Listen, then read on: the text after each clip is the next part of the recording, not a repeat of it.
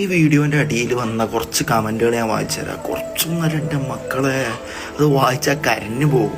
അത്തരത്തിലുള്ള കമൻറ്റുകൾ. I M a Muslim, ഞാനൊരു മുസ്ലിം എന്ന നിലക്ക് എൻ്റെ മതത്തെക്കുറിച്ച് പറയുമ്പോൾ എനിക്ക് വേദന വരും, സ്വാഭാവികമാണ്.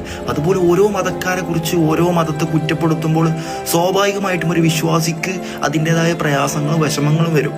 അല്ലെങ്കിൽ വേണ്ട, എല്ലാ കമൻറ്റ് ഞാൻ വായിക്കുന്നില്ല. പക്ഷെ വേദനാപരമായിട്ട് ഉള്ളിൽ തട്ടിയ ഒരു കമൻറ്റ് ഞാൻ കണ്ടു. ഇസ്ലാമിൽ നിന്ന് പുറത്താക്കുന്ന ഊളകൾക്ക് ഉള്ളതല്ല ഹിന്ദുമതം. ഒന്ന് ചിന്തിച്ച് നോക്കി.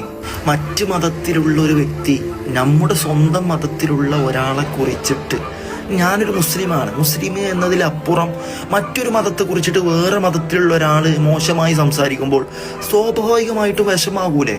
അള്ളാഹുവിൻ്റെ റസൂല് വെറുതല്ല പറഞ്ഞത്, യുഹില്ലു മാ ഹറമല്ലാഹ്, പടച്ച നാഥൻ നിങ്ങൾക്ക് നിഷിദ്ധമാക്കിയതിനെ നിങ്ങൾക്ക് ചെയ്യാകുന്ന കോലത്തിലുള്ള ഹലാല് സമ്പ്രദായത്തിലേക്ക് നിങ്ങൾ ഓരോരുത്തരും കൊണ്ടുവരും. ഈ ജാസി എന്ന വ്യക്തിയെ കുറ്റം പറയുക എന്നൊരു ലക്ഷ്യത്തിലല്ല ഈ വീഡിയോ ചെയ്യുന്നത്. ഒരു ഉപദേശമായി കൂട്ടിയാൽ മതി. ഒരു വ്യക്തി കാരണം ഒരു മതത്തെ തന്നെ അവഹേളിക്കുമ്പോൾ സ്വാഭാവികമായിട്ടും ആ മതത്തിലെ മുറകൾ തെറ്റാതെ ജീവിച്ചു പോകുന്ന ഒരു വ്യക്തികൾക്ക് തീർച്ചയായും അത് വേദന ഉണ്ടാക്കും. ഏതാനും കുറച്ച് ദിവസങ്ങൾക്ക് മുമ്പാണ് ഈ ജാസി എന്ന വ്യക്തി ഒരു ഇന്റർവ്യൂയിൽ വേഷപ്പകർച്ചയെ പറ്റി, ആണ് പെണ്ണാവനും പെണ്ണ് ആണാവുന്നതിനെ കുറിച്ചും പ്രവാചകനോ ഇസ്ലാമോ ശപിച്ചിട്ടില്ല എന്ന രീതിയിൽ സംസാരിച്ചത്.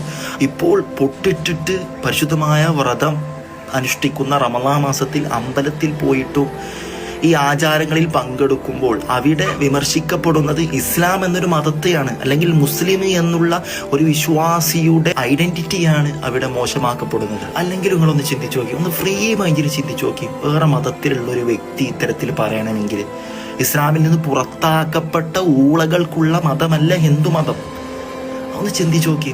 ആ ഒരു വ്യക്തിയെക്കുറിച്ച് ആ വ്യക്തി പറയുന്നതും പ്രവർത്തിക്കുന്നതും നോക്കിയിട്ടല്ലേ ഇസ്ലാം എന്നൊരു മതത്തിനെ തന്നെ അവിടെ ക്രിറ്റിസൈസ് ചെയ്തിട്ട്, അല്ലെങ്കിൽ അതുപോലെ മൈൻഡിൽ അത്തരത്തിലുള്ള സംസാരങ്ങൾ